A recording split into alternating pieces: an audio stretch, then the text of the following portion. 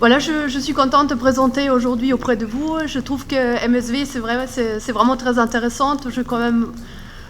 Oui, quand même, j'ai vu les débuts, on va dire aussi. C'est vrai que c'est chouette qu'il y a autant de producteurs en fait qui s'échangent et qui travaillent ensemble. C'est vrai qu'en agriculture, quelquefois, ça manque de dynamique et c'est vraiment une super initiative. Et maintenant, avec une animatrice en plus, je pense que ça va se dynamiser encore plus. Alors, oui, non, mais c'est vraiment des thématiques que je trouve très intéressantes aussi.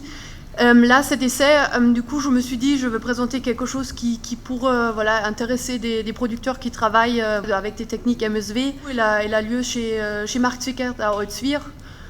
Peut-être quelques mots, oui, pour Planète Légumes. En fait, on est une association, on fait conseil et expé, mais on n'a pas de station physique. Alors, on fait tous les essais chez les producteurs.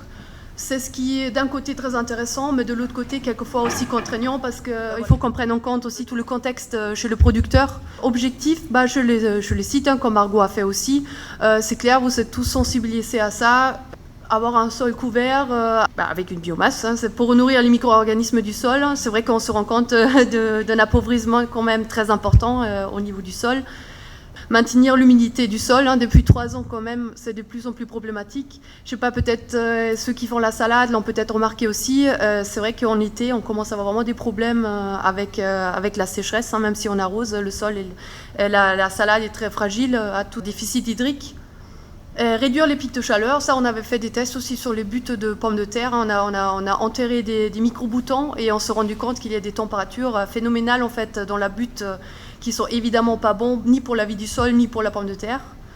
Après maintenant on parle de plus en plus augmentation de stock de carbone. On se rend compte, on a vraiment tout mis sur NPK, mais après à carbone, par contre ça c'est ce qui crée l'humus. Après, le mulch aussi, il a l'idée de éviter une levée d'adventices. D'ailleurs, c'est ce qu'on voit en jardinage amateur. Ça, c'est souvent la première idée. Puis, on a la fertilisation des cultures, si on a des légumineuses qui sont dans ce mulch. Et après, notre hypothèse aussi, est-ce qu'on arrive à réduire des ravageurs comme la tisse, par exemple. Et il y a des essais qui ont été menés en Allemagne et qui semblent quand même indiquer un sol couvert. Il réduit aussi la pression d'ATIS d'une manière importante. Après, il y a d'autres inconvénients sur la culture, mais voilà. Le grand enjeu, alors pour cet essai, qui a lieu depuis l'année dernière, c'est rendre cette technique du mulch intéressante économiquement sur une grande surface, parce que c'est vrai, si on a quelques mètres carrés, ça va. À partir d'un moment, faut réussir de réduire la main-d'œuvre, la charge de main-d'œuvre, parce que c'est ça qui coûte cher au final dans la production. Alors, je pense que c'est vraiment cette ferme-là qui m'a inspirée. Je me suis dit, mais ça marche en fait. Il y a une ferme à côté de Cologne, c'est la ferme à Dickendorf. Ils travaillent quasiment à 100% avec du mulch. D'ailleurs, je fais l'annonce, en fait, c'est toujours la première semaine de mois d'août qu'ils font porte ouverte, en fait, chez eux. Et on y est déjà allé. Je pense que cette année, je pense qu'on va y aller aussi. Du coup, Sophie, je te fais une information. Mais s'il y a des gens qui veulent venir, moi, je peux faire la traduction pour ceux qui parlent pas allemand. Je trouve que c'est très intéressant. Comme vous voyez, la surface, c'est 10 hectares quand même. C'est quand même pas inintéressant de voir. Et chez eux, quand même, c'est ce qui les a inspirés. Ça, c'était vraiment de réduire, en fait, l'engrais animal, en fait. Voilà, le sang de porc, les pois de porc. Voilà. Juste quelques photos, mais vous savez à quoi ça ressemble. Ça, c'était vraiment juste pour montrer. Voilà, c'est là où j'ai vu que même sur des grandes surfaces, on arrive quand même à le faire de manière assez intéressante. Marc, il était tout de suite très motivé en fait de mettre ça en place chez lui. Du coup, on a planté différents légumes, mais on a surtout regardé les choux. Vous voyez, pour la fertilisation, on a une machine qui permet de mettre une fertilisation dans le mulch en plantant. Donc vous voyez 180 N, 240 P, 450 K. Il a fait 2 désherbages manuels, mais ça allait vraiment vite. C'est vrai que là, c'était assez réussi. Vraiment juste couper en gros là, tout ce qui était en train de fleurir. Et il a mis ça en place l'année avant, le couvert qui nous a servi de mulch. Du coup là, c'était un mélange de seigle, pois facili, alors 60% de céréales, 40% de légumineuses. Et voilà, après on a planté en mini-motte. Et voilà, c'est vraiment l'objectif de cet essai, en fait, c'est vraiment de réussir à reproduire, c'est ce qu'on avait vu en Allemagne. Alors on ne va pas suivre en fait tout ce qui est vie du sol, l'agronomie, on ne suit pas, on regarde la culture, on regarde ce qu'on arrive à produire, même avec cette technique. C'est vrai qu'il y a des projets comme CFR-Sol, par exemple, qui prennent vraiment ça en main, de regarder la biodiversité dans le sol. Voilà. Ça, on part du principe que c'est acquis. Voilà, juste pour montrer, hein, ça c'est vraiment, c'est quand même un sacre couvert, il était bien réussi. Hein. Du coup, voilà, j'ai mis en place, alors j'ai mis les données en bas, là, 210 jours comme qui est en place. On dit toujours pour la destruction, il faut que les légumineuses commencent à faire leur gousse et les céréales sont au stade laiteux. Les céréales, elles étaient légèrement un peu trop jeunes, ils ont commencé le stade laiteux, mais on n'y était pas encore. Voilà, je pense que vous le savez, pour un engrais vert, il faut qu'elle ait terminé son cycle pour que la plante, elle a compris que c'est terminé pour elle, qu'elle ne se relève pas, qu'elle ne réessaye pas de recommencer sa vie, quoi. Et du coup, pour la biomasse, on a trouvé 3,4 kg par mètre carré. C'est une bonne base. Hein. Après, on part du principe qu'il faut 5 kg par mètre carré pour vraiment avoir une couche qui est stable, quoi, qui fait un couvert qui reste. Du coup, on a complété avec 2 kg de seigle en plus. Hein. Du coup, on en a rajouté d'une autre parcelle pour vraiment avoir au moins ces 5 kg. Du coup, vous voyez, hein, du coup, 3,4 kg plus 2 kg, on est en moyenne à 5,4 kg. Hein. C'est en frais. Du coup, là, on voit, en fait, on travaille beaucoup avec le modèle Merci. Je ne sais pas si vous connaissez, c'est accessible sur Internet. Ça calcule, en fait, les restitutions d'un engrais vert. Ça donne aussi des informations sur le C sur N, voilà. Et là, il nous a estimé un C sur N de 18. Après, je pense que l'année prochaine, on va mettre ça au labo parce que les C sur N de 18, ça me semble un peu faible pour c'est ce qu'on avait. Juste, là, j'ai remis là, le tableau en bas. Je trouve que c'est très intéressant de voir. Hein, à partir de 25, un C sur N de 25, on part du principe qu'il n'y a pas de minéralisation, que ça ne bouge plus. D'où la relation carbone sur azote. C'est vrai que le plus carboné, le moins ça bouge, quoi, le matériel. Le plus il y a de l'azote, le plus ça va se dégrader. Du coup, un engrais, là, à peu près, voilà, un engrais qui marche très vite, il est à 5, on voit, pour bio. Du coup, on a à peu près 50% de minéralisation. Là, par contre, voilà, du coup, le Johannes Storch, qui travaille sur la ferme de Dickendorf, lui, il pense avec le mulch, on aurait quand même le C sur N qui monte, parce que du coup, on a un sol qui est plus vivant, ça travaille mieux. Et du coup, lui, il pense que ça pourrait aller jusqu'à 35, en fait, que ça se dégrade quand même. C'est vrai que ça, je pense, elle a fait des mesures quand même, mais voilà, après, c'est toujours des données moyennes, quoi. C'est vrai que chaque sol est différent, alors on peut pas dire ça à ce point. Voilà, du coup, maintenant, on avait ce couvert qu'on avait détruit, on a rajouté du seigle. Alors, on a vraiment une couche qui était intéressante. Et maintenant, du coup, on a planté ça avec Johannes, du coup, qui est venu d'Allemagne avec sa machine, il fait ça en prestation. Et on a planté les plants dedans. On voit en haut, du coup, il y a le distributeur d'engrais, du coup, qui peut mettre exactement la quantité qu'on souhaite, en fait, au bon endroit. Là où on voit bien les plants, il faut qu'ils soient assez grands. Du coup, il y avait quand même pas mal de trucs qu'on n'avait pas pris en compte au début. Du coup, l'année dernière, ça allait déjà bien. Il fallait que ça soit assez bien développé pour que ça s'enfonce pas complètement dans le mulch. Là, après la plantation, 2 semaines après, ça ressemble à ça. On voit que les céréales, tout doucement, commencent à se lever. Mais bon, ça posait pas plus de problèmes que ça. C'est vrai, ça fait pas une grosse concurrence. Par contre, on voit les pommes de terre. Hein. Ça, c'était le précédent pommes de terre. Manque de gel l'année dernière. Alors, elles sont bien venues. Après, quand on fait des mesures, de manière générale, le mulch tenait bien niveau adventice. Alors, on n'était pas très embêtés. Par contre, voilà, je pense que ça, on connaît. Et ça, c'était vraiment le fléau total. Alors, c'est vrai que ça nous a mis quand même mal. Alors, c'était vraiment les limaces, c'était vraiment le problème qui faisait qu'en fait, on peut pas dire qu'il faut le recommander. Et après, on voit aussi l'aubergine avec 180 unités. Elle a vraiment peiné, quoi. C'est vrai qu'il y avait un gros problème.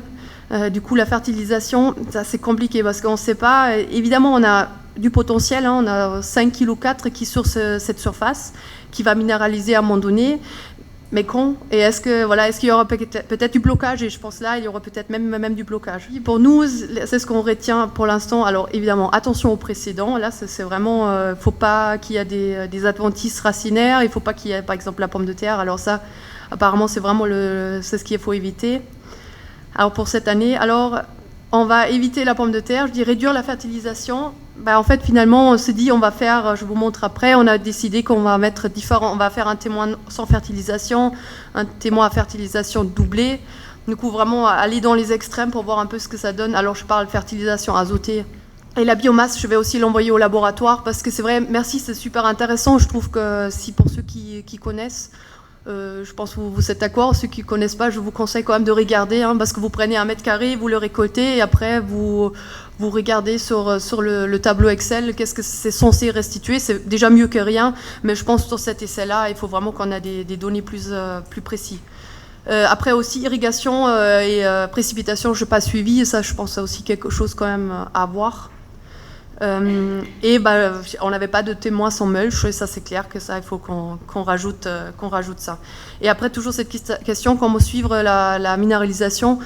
On peut faire des nitratests à des moments donnés, regarder qu'est-ce qu'il y a comme azote, comme nitrate surtout dans le sol, pour avoir un peu des idées plus précises. Voilà, du coup, juste suite possible, ça c'était après la récolte. Du coup, en fait, le mulch, il était encore assez bien en place. Il y avait quelques mauvaises herbes, mais c'était pas une catastrophe quand même. Je demandais à Johannes qu'est-ce que lui, il fait en fait quand il a encore ce couvert-là. Il a dit, ok, alors broyer le reste de la culture, et après peut-être planter une salade. Après, pour les mauvaises herbes, on peut aussi passer avec une fraise, mais c'est très superficiel. Alors du coup, là, il a une petite machine là, qui prépare du coup juste ce lit. Et après, on peut par exemple aussi s'aimer direct un engrais vert pour l'automne, quoi.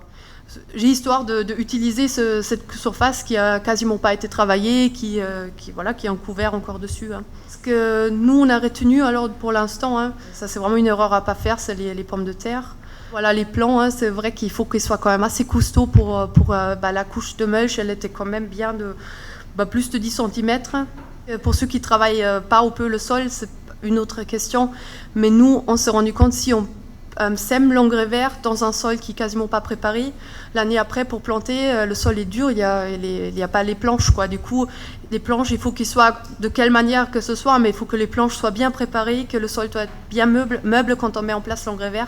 Parce que c'est sûr, une fois on veut planter, on veut plus toucher au sol, et du coup, quand on a des gros mottes, ça va pas du tout.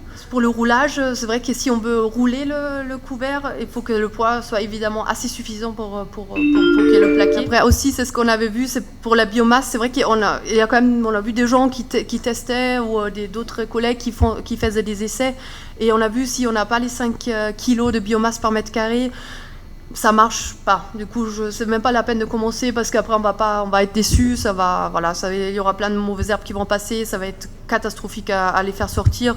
Du coup, moi je me dis, si on n'a pas ça, il faut trouver du matériel ailleurs à rajouter.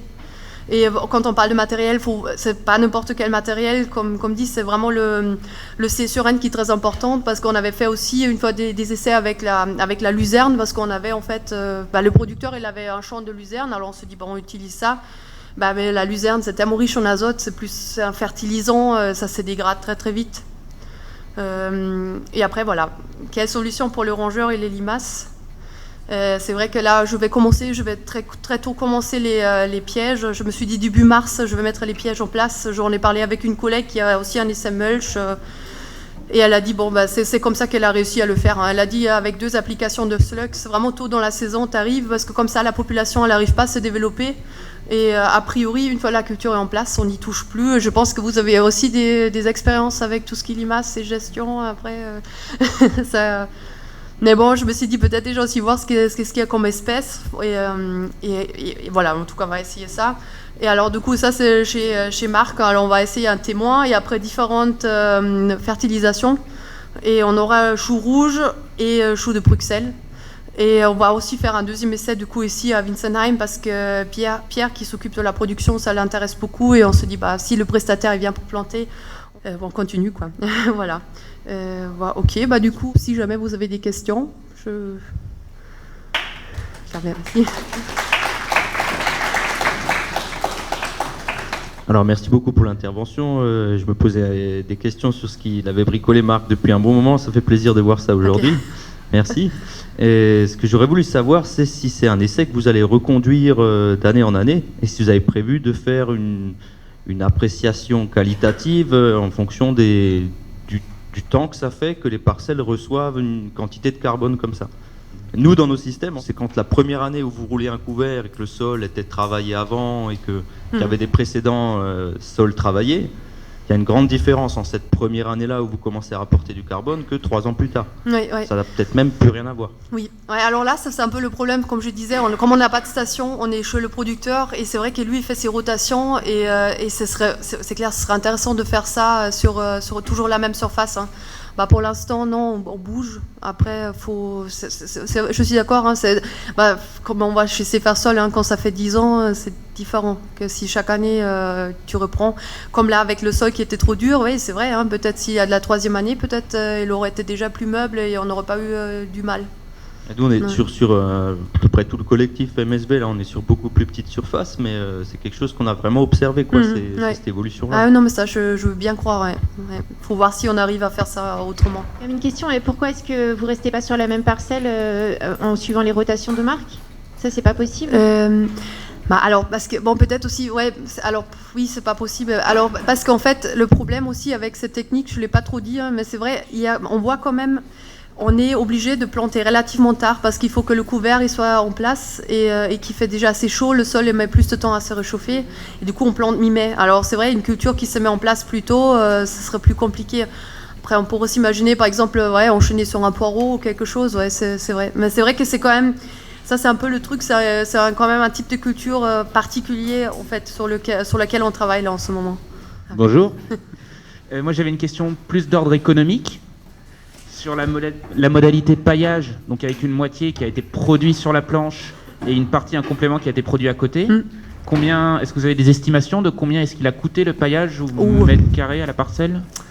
Non, je sais pas, j'ai calculé. Hein. Mais bon, ça se peut. Hein. Ouais. Après, je pense surtout ce qui coûte surtout, c'est l'intervention en fait sur la parcelle. Ouais. Après, lui, il a un peu le luxe d'avoir quand même la place. Ouais.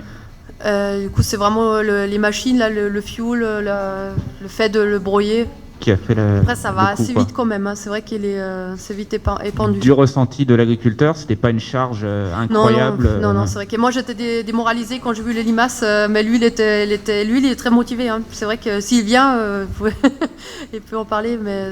D'accord. Et une dernière question économique aussi.